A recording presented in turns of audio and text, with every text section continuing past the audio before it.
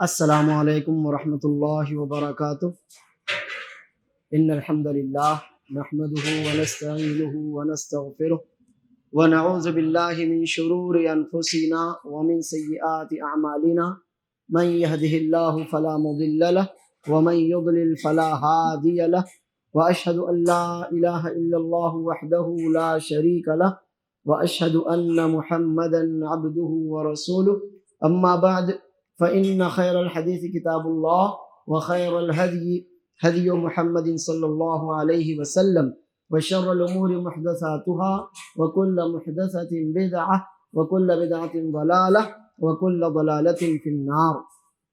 محترم حاضرین، الحمدللہ پچھلے درس میں ہم نے جو سبق شروع کیا ہے باب ایشرکون ما لا یخلق شیئا وهم یخلقون ولا یستطیعون لهم نصرا ولا انفسهم ینصرون.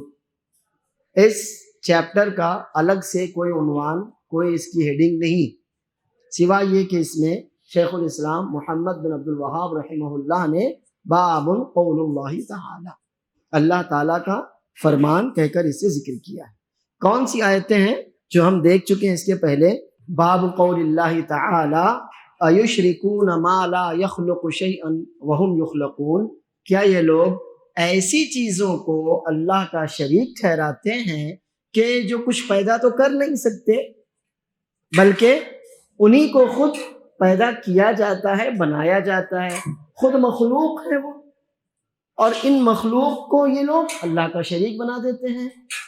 وَلَا يَسْتَطِيعُونَ لَهُمْ نَصْرًا، ان کی اگر آپ پوچھیں بے حیثیتی یہ ہے کہ یہ ان عبادت کرنے والوں کی کوئی مدد بھی نہیں کر سکتے، اور اس سے زیادہ اگر آپ چاہیں تو یہ سمجھ لیں وَلَا أَنفُسَهُمْ يَنصُرُونَ، دوسروں کی مدد کرنا تو جانے دیجئے، یہ لوگ خود اپنی ہی مدد نہیں کر سکتے. قرآن کریم 9واں پارہ سورہ اعراف کی یہ 2 آیتیں ہم نے آپ کے سامنے رکھی تھی، اور ہم نے آپ کو یہ بتایا تھا کہ اللہ تعالیٰ نے ان 2 آیتوں میں 4 ذریعے سے یہ ثابت کیا ہے کہ یہ لوگ معبود نہیں ہو سکتے. کون جواب دے گا؟ وہ کون سی 4 ایسی وجوہات ہیں جو اللہ نے یہاں بتائی ہیں کہ جو ان میں برائیاں، عیب اور نقص ہیں، اور ان عیوب کی وجہ سے، ان نقائص کی وجہ سے، ان کمیوں کی وجہ سے یہ جن کو معبود بناتے ہیں وہ معبود ہو نہیں سکتے. کیا کیا ہیں وہ کمیاں بتائیے؟ ہاں، سب سے پہلی بات تو یہ کہ وہ خود ہی مخلوق ہیں. اگر جاندار ہیں تو مخلوق ہیں، لیکن بے جان ہے تو اور زیادہ کمی ہے. اگر جاندار ہے تو کچھ تو بہرحال احساس ہے اس میں، قوت ہے اس میں، حرکت و عمل ہے اس میں، لیکن اگر بے جان ہے تو اور زیادہ بے حیثیت ہے وہ. تو سب سے پہلی بات تو یہ کہ وہ خود مخلوق ہے، جاندار ہو یا بے جان. دوسری بات، ہاں ان میں کسی کو پیدا کرنے کی صلاحیت نہیں ہے، پیدا کرنے کی قوت نہیں ہے. تیسری بات، وہ کسی کی مدد نہیں کر سکتے. چوتھی بات، ہاں کسی کی مدد تو بڑی بات ہے، وہ خود، یہی بات ابراہیم علیہ السلام نے اپنی قوم سے کہی تھی کہ یہ تمہارے بت ہیں، اگر مکھی بیٹھ جائے تو یہ ہٹا نہیں سکتے، یہ ان کے آگے تم اتنے کھانے پینے ہر طرح کی نعمتیں رکھتے ہو، یہ کھا نہیں سکتے، پی نہیں سکتے. تو یہ 4 ایسی کمیاں ہیں کہ جن کمیوں کے چلتے ہوئے یہ معبود نہیں ہو سکتے. سب سے پہلی کمی یہ کہ وہ مخلوق ہیں، جاندار ہو تو بھی مخلوق ہیں، بے جان ہو تو اور زیادہ. دوسری بات، وہ کسی کو پیدا کرنے کی صلاحیت نہیں رکھتے، جاندار ہوں یا بے جان. تیسری بات، کسی کی مدد نہیں کر سکتے وہ.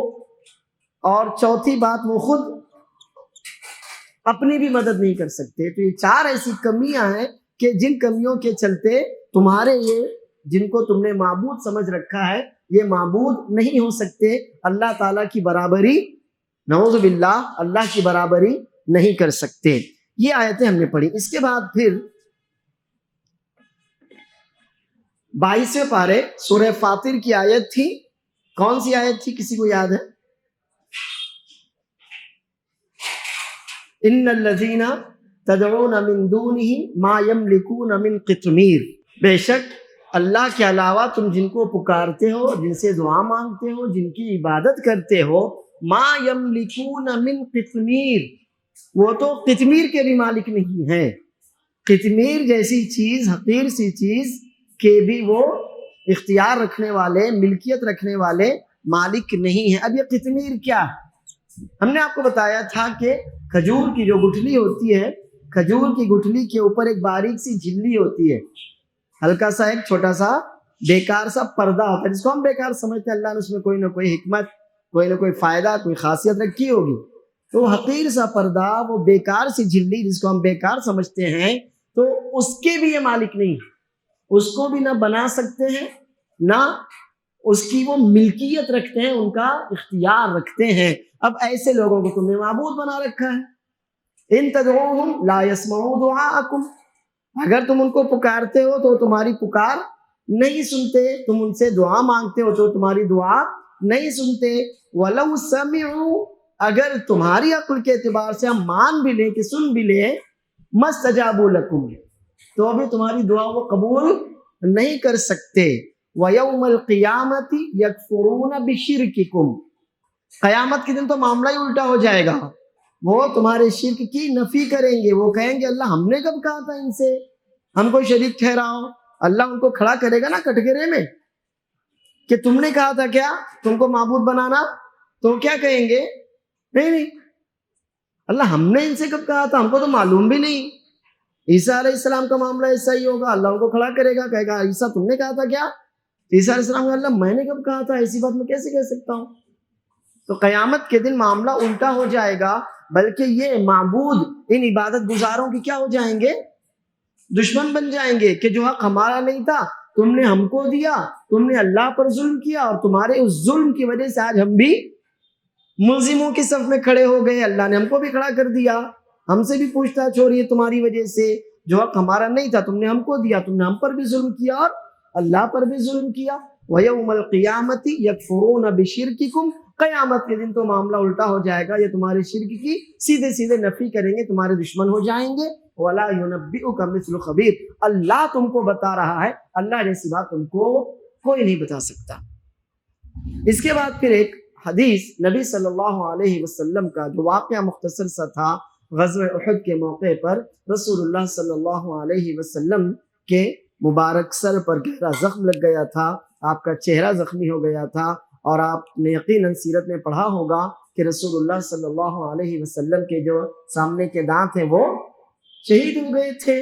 اس موقع پر رسول اللہ صلی اللہ علیہ وسلم نے ایک جملہ ارشاد فرمایا تھا، کیف یفلح قوم شجوا نبیہم، وہ قوم کیسے کامیاب ہو سکتی ہے جس نے اپنے نبی کا سر پھاڑ دیا، جس نے اپنے نبی کا سر اور چہرہ زخمی کر دیا. ایسی قوم کامیاب کیسے ہو سکتی ہے؟ یعنی نہیں ہو سکتی. اللہ عز و جل نے فوراً آیت نازل کی، کسی کو یاد ہے وہ آیت کون سی تھی؟ لیس لک من الامر شیء، 4 پارہ سورہ آل عمران.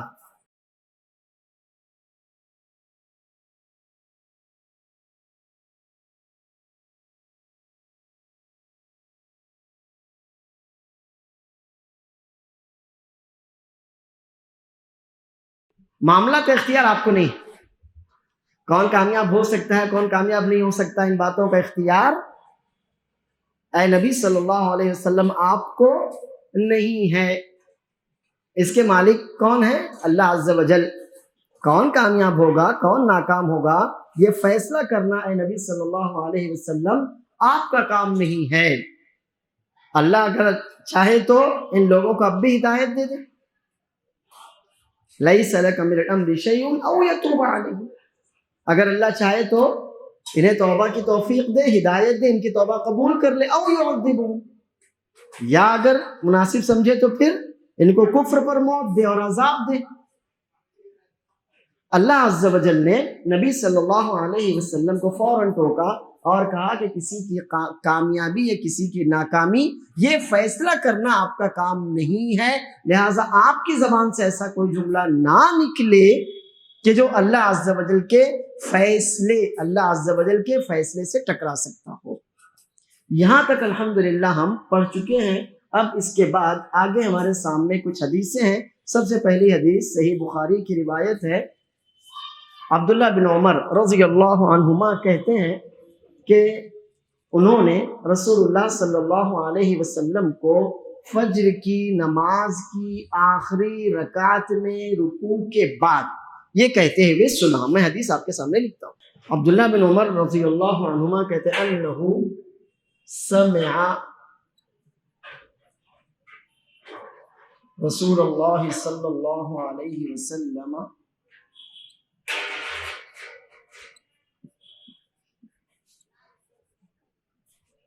یقول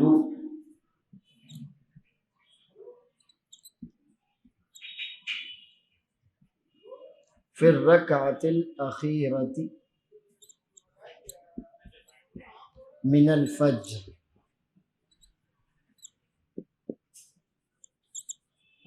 بعد ما قال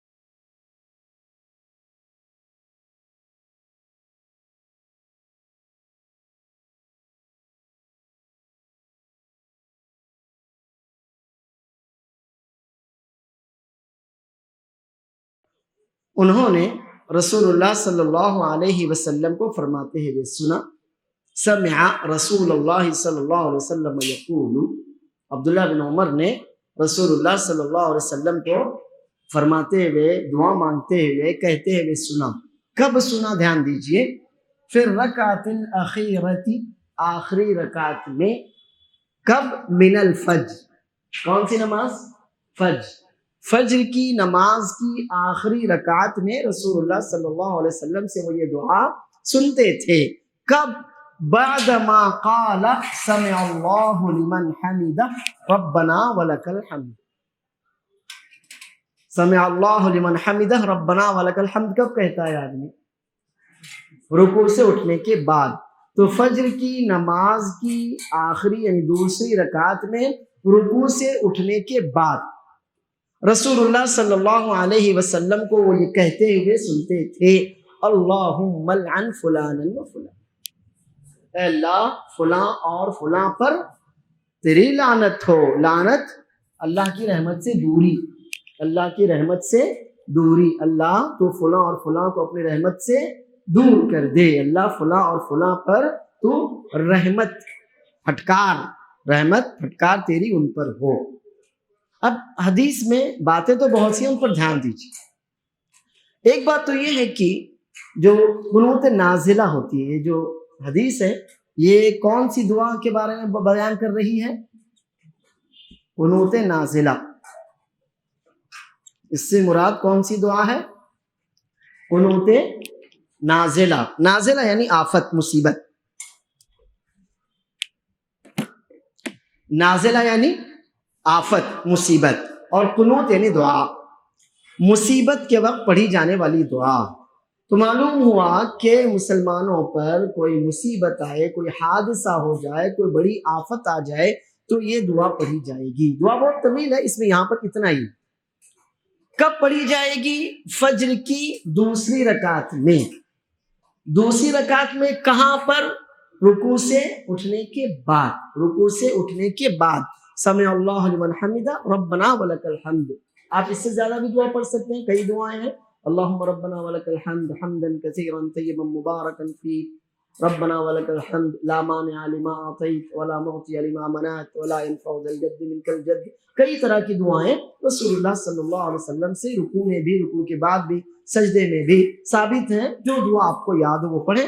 تو رسول اللہ صلی اللہ علیہ وسلم یہ دعا پڑھتے اور اس کے بعد پھر قنوت نازلہ پڑھتے تھے۔ تو سمجھ میں آ گیا قنوت نازلہ کب پڑھی جاتی ہے، کہاں پڑھی جاتی ہے۔ اور اس کے بعد اب ایک سوال ہے، وہ یہ کہ ہم نے یہ بتایا قنوت نازلہ، نازلہ یعنی مصیبت۔ اب مصیبتیں دو طرح کی ہوتی ہیں، ایک وہ مصیبت جو اللہ کی طرف سے آئے، جیسے سورج گہن چاند گہن، تو اس میں میرا اور آپ کا کوئی دوش ہے کیا؟ جی نہیں۔ زلزلہ آ گیا تو یہ کس کی طرف سے ہے؟ یہ اللہ کی طرف سے۔ تو مصیبتیں دو طرح کی ہوتی ہیں، ایک تو وہ مصیبت جو اللہ کی طرف سے آئے ہماری، یا تو ہم کو ڈرانے کے لیے، ہم کو خبردار کرنے کے لیے، یا کسی اور مصلحت سے، لیکن اللہ کی طرف سے مصیبت آئے۔ اور ایک وہ مصیبت جو انسانوں کی طرف سے آتی ہے۔ دو طرح کی مصیبتیں ہوتی ہیں۔ تو قنوت نازلہ کس مصیبت پر پڑی جائے؟ انسانوں کی طرف سے آئی ہوئی، کیونکہ ہے نا حدیث میں فلاں اور فلاں، تو معلوم ہوا کہ انسانوں کی طرف سے کوئی مصیبت آئے گی تو قنوت نازلہ پڑھی جائے گی۔ اب زلزلہ انسانوں کی طرف سے نہیں ہے، سورج گہن چاند گہن یہ انسانوں کی طرف سے نہیں ہے، سیلاب آ گیا یہ انسانوں کی طرف سے نہیں ہے۔ اب ایسے موقع پر کیا کریں گے؟ پھر انسانوں کی طرف سے مصیبت آئے تو قنوت نازلہ پڑھیں گے، لیکن اگر اللہ کی طرف سے آئے، سورج گہن چاند گہن ہو جائے تو کیا کریں گے؟ نماز پڑھیں گے نا، تو نماز پڑھنا ہے۔ اسی طرح سے بارش نہیں ہو رہی ہے، قحط ہو گیا تو کیا کرنا ہے؟ نماز پڑھنا ہے۔ تو اس طرح کی اگر کوئی مصیبت ہوتی ہے جو اللہ کی طرف سے ہوتی ہے تو آپ نماز پڑھیں گے، جو میں نے آپ کو بتایا۔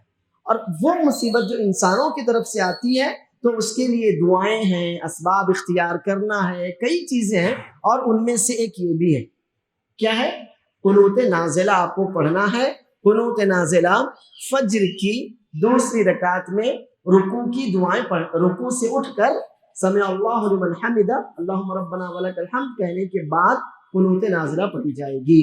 امام دعا پڑھے گا اور مقتدی آمین کہیں گے، امام دعا پڑھے گا اور مقتدی آمین کہیں گے۔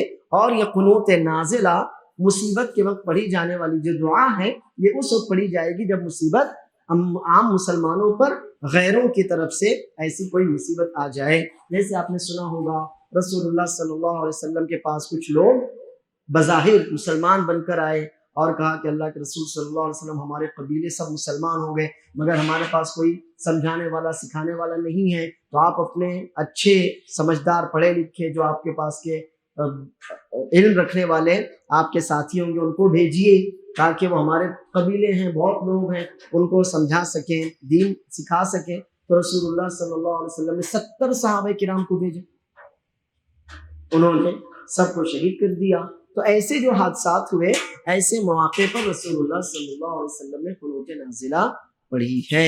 تو سمجھ میں آیا کہ قنوت نازلہ یہ اس وقت پڑھی جاتی ہے جب مسلمانوں پر انسانوں کی طرف سے کوئی بڑی مصیبت آ جائے، اللہ تعالیٰ عافیت عطا فرمائے۔ اب یہاں تک ہو گئی حدیث۔ اس کے بعد عبداللہ بن عمر کہتے ہیں رضی اللہ عنہما فنزلت،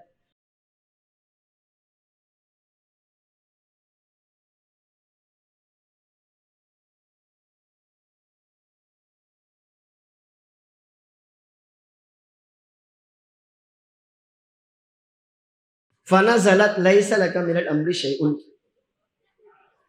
اس موقع پر یہ آیت نازل ہوئی کہ اے اللہ کے نبی صلی اللہ علیہ وسلم آپ کو معاملات کا اختیار نہیں ہے، ہم کس کو اپنی رحمت میں شامل کریں، کس کو اپنی رحمت سے دور کر دیں، یہ ہمارا فیصلہ ہے، آپ یہ فیصلہ کرنے والے نہیں ہیں، آپ ہماری رحمت سے کسی کو روکنے کا اختیار نہیں رکھتے۔ اب دو باتیں ہو گئی، پہلی حدیث جو ہم نے پڑھی تھی اس میں تھا کہ غزوہ احد کے موقع پر یہ آیت نازل ہوئی، اور یہ حدیث جو ہم پڑھ رہے ہیں اس میں ہے کہ جس موقع پر انہوں نے 70 صحابہ کرام کو شہید کیا تھا اس موقع پر یہ آیت نازل ہوئی۔ ایسا بہت ہوتا ہے، اگر آپ اصول تفسیر پڑھیں گے، اصول تفسیر آپ پڑھیں گے انشاءاللہ، تو ہمارے مفسرین نے اس بات کی وضاحت کی ہے کہ کئی دفعہ ایسا ہوتا ہے کہ آیت ایک ہی ہوتی ہے لیکن کچھ صحابہ کرام کہتے ہیں کہ فلاں موقع پر نازل ہوئی یا فلاں کے سبب نازل ہوئی، اور کچھ صحابہ کرام کہتے ہیں کہ فلاں موقع پر فلاں کے سبب نازل ہوئی۔ تو ہوتا یہ ہے دراصل کہ یہ ایک ہی آیت بعض دفعہ کئی جبرائیل علیہ السلام اسی ایک آیت کو کئی بار لے کر آتے ہیں کہ اس کا موقع تھا، اس کا موقع تھا، موقع ایک جیسا تھا، تو اس بار بھی وہی آیت نازل ہوئی اور نیکسٹ ٹائم اگلی بار بھی وہی آیت نازل ہوئی۔ ایک تو ایسا بھی ہوتا ہے، اور ایسا بھی ہوتا ہے کہ وہ سارے واقعات پاس پاس کے ہوتے ہیں، وہ سارے واقعات بالکل قریب قریب کے ہوتے ہیں. تو کوئی صحابی کسی ایک واقعے کو ذکر کر کے کہتے ہیں کہ اس موقع پر نازل ہوئی، اور اسی کے قریب کا دوسرا واقعہ کوئی دوسرے صحابی ذکر کرتے ہیں اور کہتے ہیں کہ اس موقع پر نازل ہوئی. تو یہ دو باتیں ابھی یاد رکھیے کہ ہے مثلا لیس لک من الامر شیء، وہ غزوہ احد کے موقع پر بھی نازل ہوئی اور دوبارہ سے جبریل آئے اور پھر سے یہ آیت نازل کی. تو اب جو دوبارہ ہوا تو وہ یاد دہانی تھی، دوبارہ جو ہوا تو وہ کیا تھا؟ وہ یاد دہانی تھی، یہ ہوا. اور دوسرا اس میں یہ ہے کہ یہ سب واقعات قریب قریب کے ہوتے ہیں. تو بعض صحابہ کرام کسی ایک واقعے کو ذکر کرتے ہیں اور بعض صحابہ کرام کسی دوسرے واقعے کو ذکر کرتے ہیں اور کہتے ہیں کہ اس موقع پر یہ آیت نازل ہوئی. اب دیکھیے پھر سے یہ کہنا کہ یہاں پر جو نبی صلی اللہ علیہ وسلم ان لوگوں کا نام لے لے کر بد دعا کر رہے تھے تو اللہ عز و جل نے فرمایا لیس لک من الامر شیء، آپ اللہ کے نبی ہیں، آپ اللہ کے رسول ہیں، آپ سید الاولین ہیں صلی اللہ علیہ وسلم، آپ امام المرسلین ہیں، لیکن ہماری رحمت کا حقدار کون ہے اور رحمت سے ناکام ہونے والا کون ہے؟ یہ کام آپ کا نہیں ہے، یہ کام صرف اللہ تعالیٰ کا ہے. اب یہ کون لوگ تھے؟ یہ کون لوگ تھے اس کے بارے میں بھی جان لیجیے، چونکہ شیخ الاسلام محمد بن عبد الوہاب رحمہ اللہ نے ذکر کیا ہے ان کے ناموں کی روایت جو صحیح بخاری اور مسند احمد کی ہے، اس لیے آپ اس کو جان لیجیے کون لوگ تھے. ان تینوں کے نام، تین لوگ تھے جو اپنے اپنے قبیلوں کے بڑے بڑے سردار تھے اور انہوں نے مسلمانوں کو بہت بڑھ چڑھ کر نقصانات پہنچائے تھے جنگوں میں بھی اور دھوکہ دھڑی کے ذریعے بھی. وہ تین بڑے نام ہیں. پہلا نام ہے صفوان بن امیہ،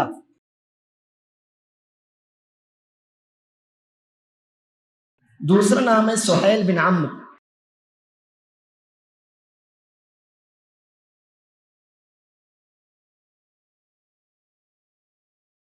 اور تیسرا نام ہے حارث بن ہشام.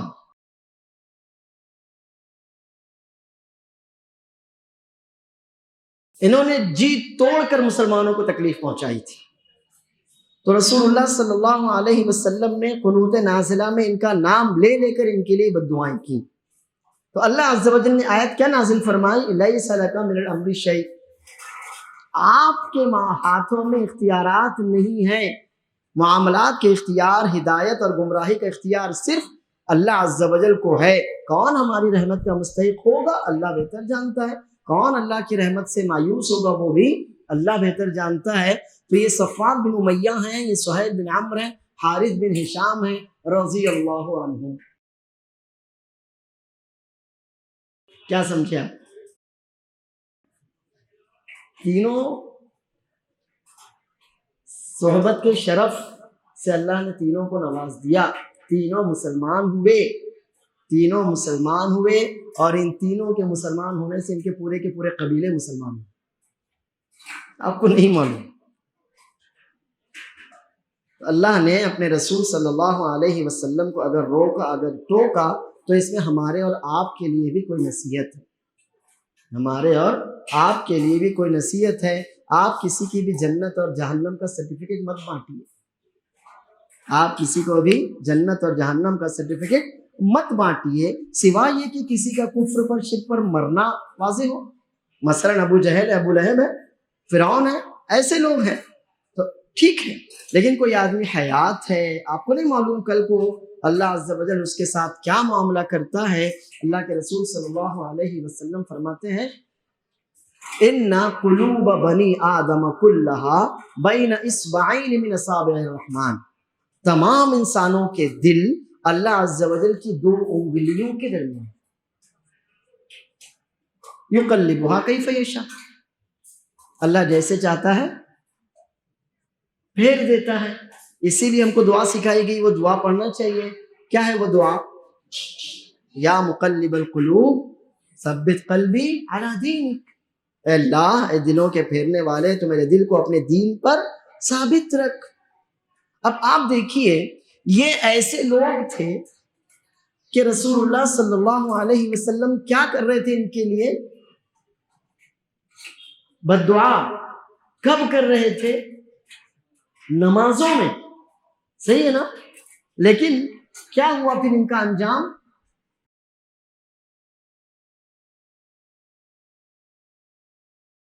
کیا ہوا؟ رضی اللہ عنہم ہے نا، یعنی تمام انسانوں میں انبیاء کے بعد سب سے افضل ہو گئے کہ نہیں ہو گئے؟ تو اب کسی کو نہیں معلوم تھا۔ ان کے مقابلے میں بہت سی دفعہ ایسا ہوتا ہے کہ کوئی آدمی بظاہر مسلمانوں میں سے ہوتا ہے، ہم اس کو مسلمان سمجھتے ہیں، لیکن مرنے سے پہلے پہلے سمجھ میں آ جاتا ہے کہ وہ آدمی ہوتا ہے کہ نہیں ایسا۔ تو اسی لیے کسی کے ظاہر کو اور کسی کے حال کو دیکھ کر ہمیں اس کی جنت اور جہنم کا فیصلہ نہیں کرنا چاہیے۔ اسی طرح سے ایک اور صحابی ہیں اسیرین بن عبد الاشہل، انصاری صحابی ہیں رضی اللہ عنہ صحابت اجمعین۔ اسیرین بن عبد الاشہل جب مدینہ منورہ میں اسلام آیا، مصعب بن عمیر رضی اللہ عنہ مدینہ کی طرف پہلے داعی بن کر آئے، اور پھر خود رسول اللہ صلی اللہ علیہ وسلم اور ابوبکر صدیق اور دوسرے صحابہ کرام ہجرت کر کے آئے، تو مدینے والوں میں سے جن لوگوں نے سب سے زیادہ دشمنی کی مسلمانوں میں سے، ان میں سے ایک تھے اسیرین بن عبد الاشہل رضی اللہ عنہ۔ بہت سخت ترین دشمن تھے وہ اسلام اور مسلمانوں کے۔ اب ہوا یہ کہ جب جنگ احد، جس کا ذکر ابھی گزرا، شوال 3 ہجری میں جنگ احد ہوئی، اس جنگ کے موقع پر اللہ عز و جل نے ان کے دل میں اسلام ڈال دی۔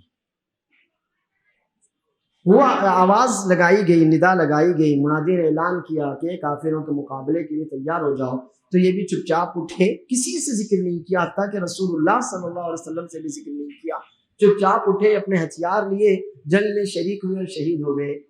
رسول اللہ صلی اللہ علیہ وسلم نے فرمایا ہوا من اہل الجنہ۔ بہت زیادہ زخم ان کو لگے تھے، تو ان کی قوم کے لوگ جو ان کے پاس سے گزرے دکھا رہے ہیں اسیرین ہیں، اور اسیرین کا یہاں کیا کام؟ یہ تو کافر تھے، یہ ہماری طرف سے زخمی ہے، ہمارے خیمے میں ہے، تو کہا اسیرین کا کیا کام ہے یہاں پر؟ یہ تو کافر تھے بلکہ ہمارے دشمن تھے۔ تو اسیرین سے کہا اسیرین تم یہاں کیسے؟ کیا انصار کی مدد کے لیے آئے تھے؟ کہا نہیں، اللہ کے رسول صلی اللہ علیہ وسلم کی مدد کے لیے آیا تھا۔ وَأَنَا أَشْهَدُ أَن لَا إِلَهَ إِلَّا اللَّهُ وَأَنَّ مُحَمَّدَ رَسُولُ۔ کسی کو نہیں معلوم اللہ عز و جل کب کس کا دل پھیر دے۔ اکرمہ بن ابو جہل رضی اللہ، ابو جہل کا بیٹا، مسلمان، اللہ کے رسول صلی اللہ علیہ وسلم نے کہا تھا فتح مکہ کے موقع پر 12 لوگ ہیں، کعبے کا پردہ پکڑ کر لٹکتے ہوئے ملے تو بھی مار ڈالنا ان کو۔ ان میں سے ایک اکرمہ بن ابو جہل تھے۔ اللہ نے ہدایت دے دی، اسلام لائے۔ ہم کسی کے حال کو دیکھ کر اس کے مستقبل کا فیصلہ کرنے کا حق نہیں رکھتے، ہمیں خود اپنا ہی مستقبل نہیں معلوم، تبھی تو دعا سکھائی گئی مانگو اللہ سے کہ مستقبل بھی سیف رہے، جیسے حال اپنا آپ سیف سمجھتے ہیں تو اس طرح سے اپنے مستقبل کی حفاظت کے لیے اللہ سے دعا مانگو۔ تو حال دیکھ کر کسی کے بھی مستقبل کا، جنت اور جہنم کا فیصلہ کرنے کا اختیار ہم کو نہیں ہے، اور اسی میں اللہ عز و جل نے رسول اللہ صلی اللہ علیہ وسلم کے ذریعے دراصل ہم کو یہ پیغام دیا کہ نبی صلی اللہ علیہ وسلم اللہ کی رحمت کے مالک نہیں ہیں۔ نبی صلی اللہ علیہ وسلم کے ہاتھ میں جنت اور جہنم کا سرٹیفکیٹ بانٹنا نہیں تھا، ہمارے ہاتھ میں آ گیا، لیکن سوچو نبی صلی اللہ علیہ وسلم کے ہاتھ میں تو نہیں تھا، لیکن آج ہمارے ہاتھ میں آ گیا۔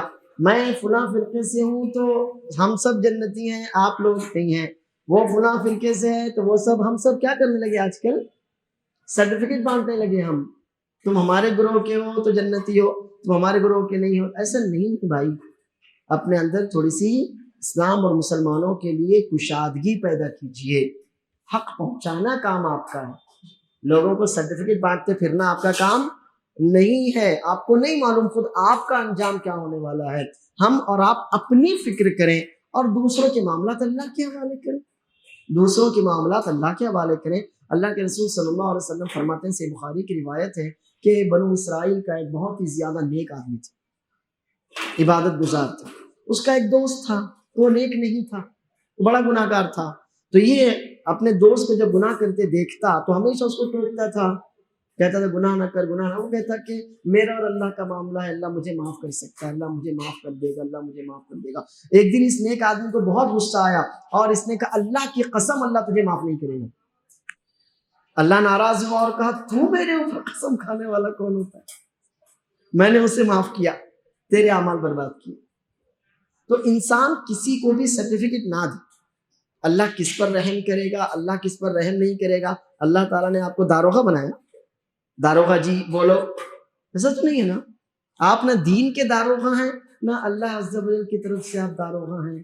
آپ کا کام حق کو پہنچانا لوگوں تک حق پہنچانا، اس کو بتانا اور لوگوں کی اصلاح کی کوشش کرنا ہے۔ کون جہنمی ہے، کون جنتی ہے، کون مشرک ہے، کون موحد ہے، آپ یہ نہ کہتے پھریں۔ آپ یہ کہہ سکتے ہیں کہ اگر یہ گناہ آپ کرتے ہیں تو اس گناہ کا نتیجہ جہنم ہو سکتا ہے، یہ گناہ اللہ کو ناپسند ہے، یہ برائی اللہ پسند نہیں کرتا، یہ مشرکوں کا کام ہے، یہ شرک ہے، یہ آپ یہ کہہ سکتے ہیں۔ مگر تم بدعتی ہو اور تم بدعتیوں سے جہنمی، یہ آپ کا کام نہیں ہے۔ اللہ عز و جل کب کس کو چاہے، جیسے کہ میں نے ابھی مثالیں دی آپ کے سامنے کئی، جب جس کو چاہے ہدایت دے دے۔ اور جب اللہ تعالیٰ یہ فرماتا ہے کہ اے نبی صلی اللہ علیہ وسلم آپ کے ہاتھ میں کسی کا کوئی اختیار نہیں ہے، تو اب آپ سوچیں کہ جو نبی صلی اللہ علیہ وسلم کے علاوہ ہیں ان کے ہاتھوں میں کچھ ہو سکتا ہے کیا؟ اسی بات کی مزید وضاحت کے لیے شیخ الاسلام رحمہ اللہ نے صحیح بخاری اور صحیح مسلم کی ایک اور حدیث ذکر کی ہے، اور وہ حدیث آپ کو معلوم، وہ حدیث ہے کہ ابو ہریرہ رضی اللہ عنہ کہتے ہیں لما نزلت وانذر عشیرتک الاقربین، جب یہ آیت نازل ہوئی اپنے قریبی رشتہ داروں کو خبردار کیجئے۔ آپ کے ذمہ ساری دنیا ہے، لیکن سب سے پہلا حق کس کا ہے؟ اپنے رشتہ داروں کا ہے، تو پہلے اپنے رشتہ داروں سے شروعات کیجئے۔ اصلاح کی شروعات کہاں سے ہونا چاہیے؟ دوسروں سے۔ اصلاح کی شروعات اپنی ذات سے، اپنے گھر سے ہونا چاہیے۔ جیسے اچھا کھانا آتا ہے تو ہم باہر والوں کو نہیں، پہلے گھر والوں کو کھلاتے ہیں، تو ویسے ہی اصلاح سب سے اچھی چیز ہے، تو پہلے اپنی ذات کی اور اپنے گھر والوں کی ہو۔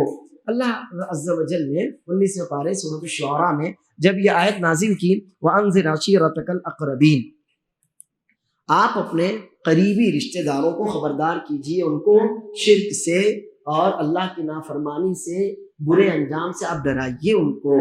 تب ابو ہریرہ رضی اللہ عنہ کہتے ہیں کہ فَجَمَعَ رسول اللہ صلی اللہ علیہ وسلم قریشا فعم وخص، رسول اللہ صلی اللہ علیہ وسلم نے قریش کو، کیونکہ وہی قریش آپ کے رشتہ دار تھے، رسول اللہ صلی اللہ علیہ وسلم نے قریش کو سب کو جمع کیا، اور فعم عمومی خطاب بھی کیا، جنرل، اور وخص نام لے کر بھی خطاب کیا۔ عم جنرل خطاب کیا، اور خص سب کا نام لے کر بھی آپ نے خطاب کیا۔ تو آپ نے جن کا نام لیا ان کا نام میں بھی آپ کے سامنے رکھتا ہوں۔ آپ نے ایک نام لیا،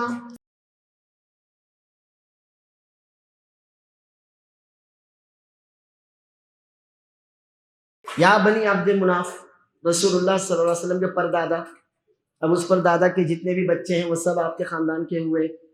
نبی صلی اللہ علیہ وسلم نے نام لیا،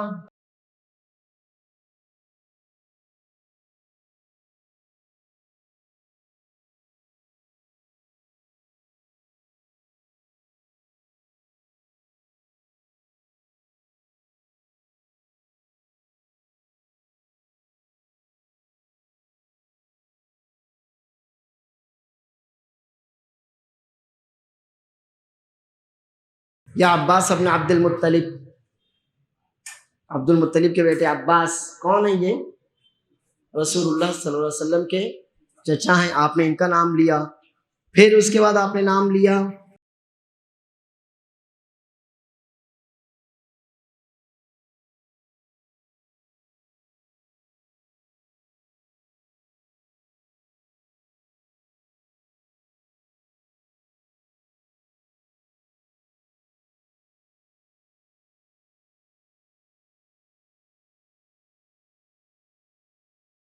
یا صفیہ بنت عبد المطلب، یہ کون ہیں؟ رسول اللہ صلی اللہ علیہ وسلم کی پھوپھی۔ تو آپ نے بنی عبد مناف کو مخاطب کیا، بنی ہاشم کو مخاطب کیا، بنی عبد المطلب کو مخاطب کیا، تو یہ پورے خاندان ہو گئے۔ پھر اس کے بعد آپ نے نام لیا، آپ نے فرمایا یا عباس چچا جان، آپ نے فرمایا یا صفیہ پھوپھی جان۔ پھر ان لوگوں سے کہا اشتروا انفسکم، ان تمام لوگوں سے آپ نے خطاب کیا اور فرمایا اشتروا انفسکم فإنی لا اغنی عنکم من اللہ شیئا،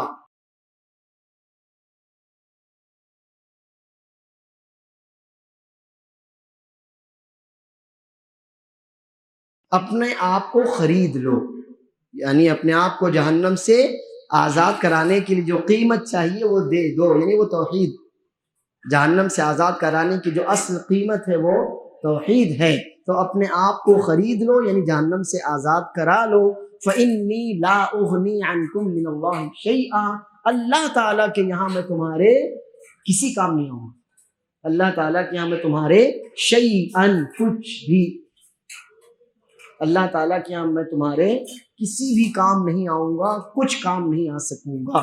پھر آپ نے عباس سے کہا یا عباس یا عم رسول اللہ صلی اللہ علیہ وسلم انی لا اغنی عنک من اللہ شیئا. عباس رسول اللہ صلی اللہ علیہ وسلم کے آپ چچا ہیں، اللہ کے یہاں میں تمہارے کسی کام نہیں آ سکوں گا. آپ نے صفیہ سے کہا یا صفیہ یا عمت رسول اللہ صلی اللہ علیہ وسلم لا اغنی عنک من اللہ شیئا، اللہ تعالیٰ کے یہاں میں تمہارے کسی کام نہیں آ سکوں گا. اور پھر اس کے بعد آپ نے ایک نام اور لیا. آپ نے کس کا نام لیا ابھی؟ فاطمہ، یا فاطمہ بنت محمد صلی اللہ علیہ وسلم.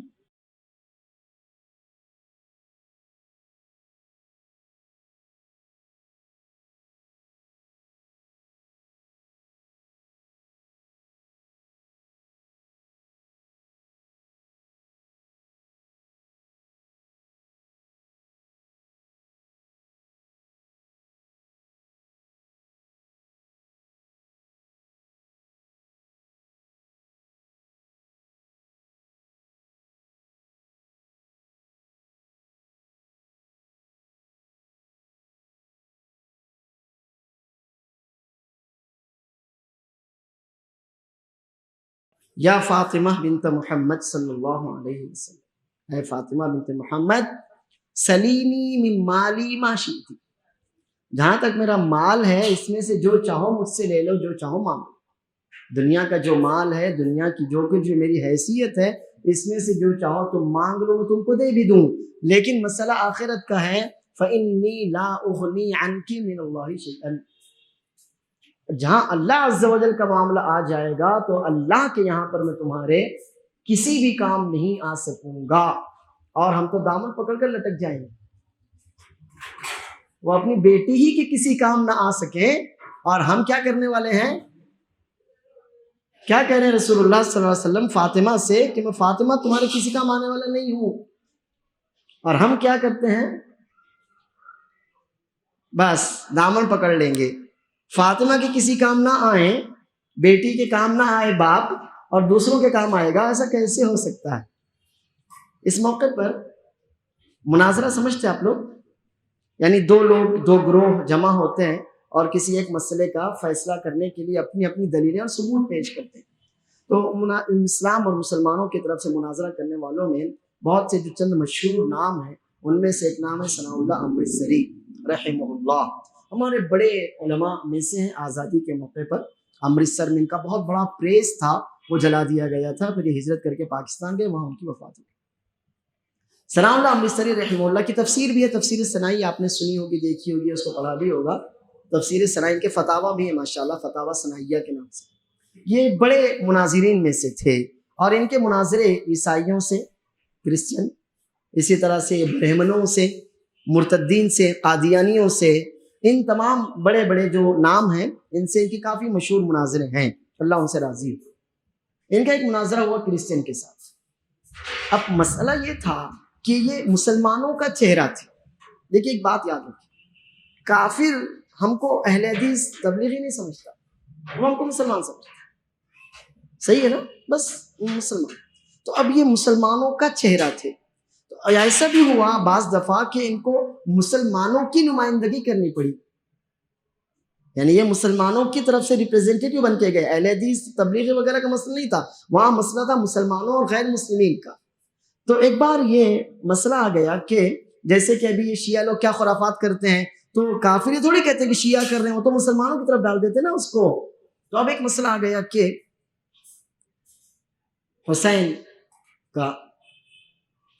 حسین شہید ہوئے کربلا میں. تو اور اسی طرح سے عیسیٰ علیہ السلام کا مسئلہ بھی آپ جانتے ہیں کہ ہم تو یہ عقیدہ رکھتے ہیں کہ اللہ نے ان کو صحیح و سالم زندہ آسمان پر اٹھا لیا، لیکن عیسائی کہتے ہیں انہوں نے اپنی آپ کی وہ دے دی، سولی دے، چلی پر چڑھ گئے وہ، تاکہ ہم کو اور آپ کو سب لوگوں کو وہ نجات دلا سکیں. یہ ان کا عقیدہ ہے.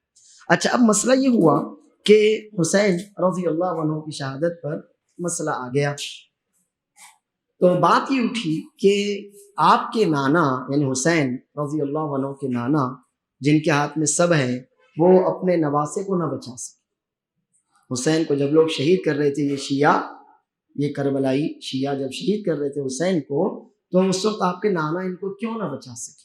اگر آپ کے نانا کے ہاتھ میں سب کچھ ہے، جیسے کہ بریلویوں کا عقیدہ ہے اللہ کے قبضے میں توحید کے سوا کیا ہے، نعوذ باللہ، اللہ کے قبضے میں توحید کے سوا کیا ہے، جو کچھ لینا ہو لے لیں گے محمد سے، نعوذ باللہ، لا حول ولا قوت الا باللہ۔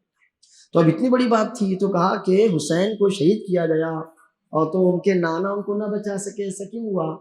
تو انہوں نے جواب دیا، مسئلہ یہ تھا کہ حسین کے نانا نے اللہ سے بہت کہا، اللہ میرے نواسوں کو شہید کیا جا رہا ہے، تو اللہ نے کہا میں میرے بیٹے ہی کو نہیں بچا سکا، تمہارے نواسوں کو کیسے بچاؤں؟ ہے نا؟ تو اب یہاں پر بات ہی نہیں ہوتی کیا سچ ہے کیا دلیل، نہیں، یہاں پر سامنے والے کو چپ کرنا ضروری ہوتا ہے۔ اب آپ یہاں دیکھیے کہ یہ تو کلیئر ہے، قرآن کریم کی آیتیں، نبی صلی اللہ علیہ وسلم کی احادیث بالکل واضح ہیں کہ اللہ نے فرمایا لیس لک من الامر شیء، یہ آپ کا معاملہ نہیں ہے۔ رسول اللہ صلی اللہ علیہ وسلم نے فرمایا کہ فاطمہ میری بیٹی، دنیا میں جو مانگنا ہے لے لو، جو چاہتی ہو میں دے سکتا ہوں، لیکن اللہ عز و جل کے میں تمہارے کسی کام نہیں آ سکوں گا۔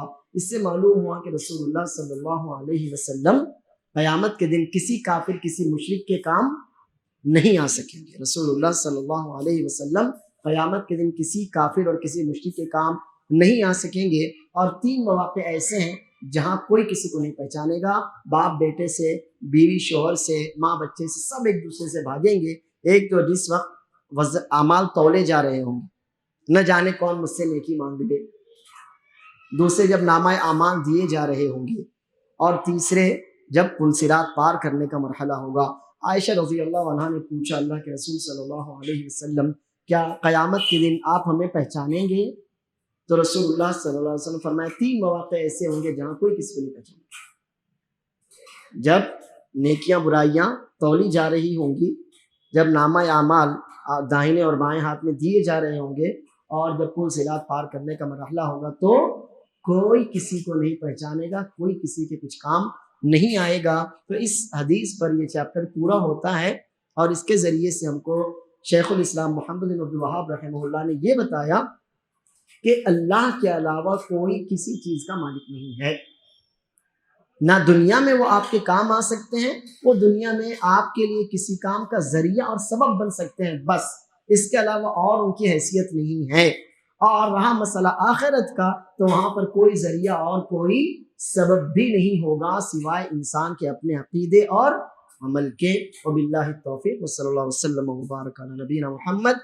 آپ میں سے کسی کا کوئی سوال ہو تو پوچھ سکتے۔ اب صلاۃ الکسوف جیسے چاند گہن سورج گہن کی نماز ہے، اس کا طریقہ یہ ہے کہ سب لوگ مسجد میں جمع ہوں، 2 رکعتیں پڑھی جائیں، پہلی رکعت پڑھنے کے بعد رکوع، قیام کے بعد رکوع ہو، رکوع کے بعد دوبارہ قیام ہو، پھر رکوع ہو، اور پھر نارمل، پھر دوسری رکعت بھی ایسے ہی پڑھیں، قیام ہو، رکوع ہو، دوبارہ سے پھر قیام ہو، رکوع ہو، تو اس طرح سے 2 رکعتوں میں 4 قیام اور 4 رکوع ہوں گے۔ یہ سورج گہن اور چاند گہن کی نماز کا طریقہ ہے۔ اور جو استسقاء یعنی بارش مانگنے کی نماز ہے، جب قحط سالی ہو جاتی ہے، تو اس کا طریقہ یہ ہے کہ جیسے عید کی آپ 2 رکعتیں پڑھتے ہیں، پہلی رکعت میں 7 زائد تکبیرات، دوسری میں 5، تو اس طرح سے استسقاء کی نماز پڑھی جاتی ہے۔ اور زلزلے کے موقع پر بھی عبداللہ بن عباس رضی اللہ عنہما سے اسی طرح 2 رکعتیں پڑھنا ثابت ہے۔ اللہ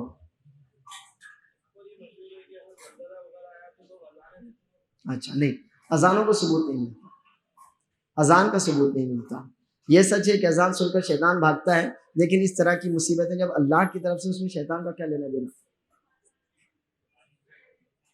جی،